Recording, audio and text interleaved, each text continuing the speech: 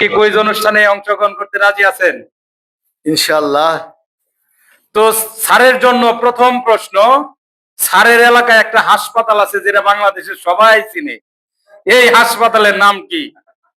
এটা হচ্ছে পাবনা মেন্টাল হাসপাতাল। এটা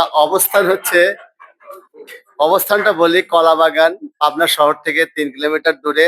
আপনাদের সবার দাওয়াত করলো, অত্যন্ত পাগল হওয়ার জন্য না, আসলে পাগল হওয়ার জন্য না, এই দৃশ্যটা দেখলে পরে আপনারই চোখের পানি আসবে। কোনো বাবা তার সন্তানকে তো সম্পত্তি ভোগ করার জন্য সে বলতে আমি পাগল না, আমাকে বের করে নিয়ে যায়, আটকে রেখছে।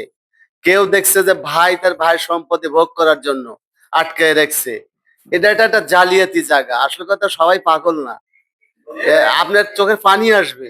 আপনারা অনেকে আমরা মনে করি পাগল, এটা একবার যায় একটু দেখা উচিত দৃশ্যটা। গেলে পরে আপনি একটু আসেন একটু মোবাইল দেন, একটু কথা বলেন, আমার বাড়িকে বলেন আমি পাগল না, আমাকে আটকায় রেখছে। চোখে পানি আসে। আমার ড্রাইভার বলতেছিল গতদিন, স্যার একটু দেখান। তারপর রাত 7টা বেজে গেছে, ওখানে তো 5টার পরে এলাও নাই, পাগল তো ওখানে সবাই এলাও না। তারপরে আমি আমার কেয়ারটেকার আমার বন্ধু বললাম যে একটু তাড়াতাড়ি একটু ব্যবস্থা করে, আমার ড্রাইভার দেখবে। তখন সে ব্যবস্থা করলে আমরা ওয়ার্ড ঘুরে একটু দেখলাম। তো ওরা, আমি নিজেও যেতাম না, তখন ওই দৃশ্য থেকে আমার আসলে ধারণাটাই চেঞ্জ হয়ে গেল। ধন্যবাদ। আসলেও স্যার যেটা বলেছেন খুবই একটা গুরুত্বপূর্ণ আবেগপ্রবণ ব্যাপার। আমি ভিডিওতে দেখেছি যে মানে জোর করে অনেক লোকের ওটার মধ্যে রাখছে, যে ও পাগল বানায় ওর কাছ থেকে সম্পত্তি লিখে নিছে। তো আপনারা আসলেও, আমরা হাসির ছলে হলেও আবেগপ্রবণ জায়গার নাম পাবনা মেন্টাল হাসপাতাল।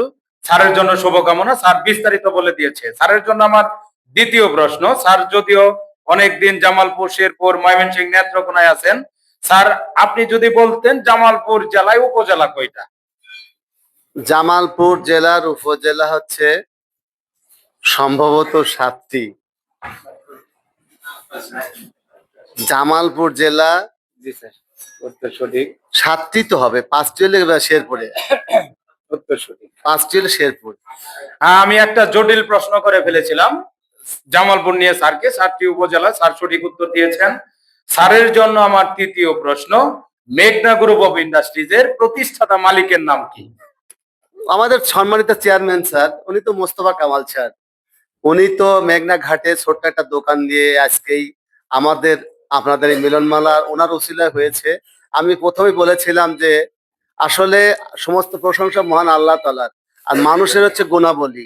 ওনার এই গুণ, ওনার এই গুণের জন্য আজকে আমরা এখানে একত্রিত হয়েছি। বাংলাদেশে বুয়েট থেকে পিএইচডি বলেন, সর্বশ্রেণীর লোকের ওনার আজকে ক্ষুদ্র জ্ঞানের আজ করি, মানে আজকে এত ইন্ডাস্ট্রি, যার জন্য আমরা এত লোকের কর্মসংস্থান করেছে। উনি বিদেশে 5 স্টার হোটেল করতে পারতো, অনেক কিছু করতে পারতো, কিন্তু উনি আজকে আমাদের এই ওনার ওসিলে কর্মসংস্থানের ব্যবস্থা করেছে। ওনার জন্য সবাই দোয়া করবেন।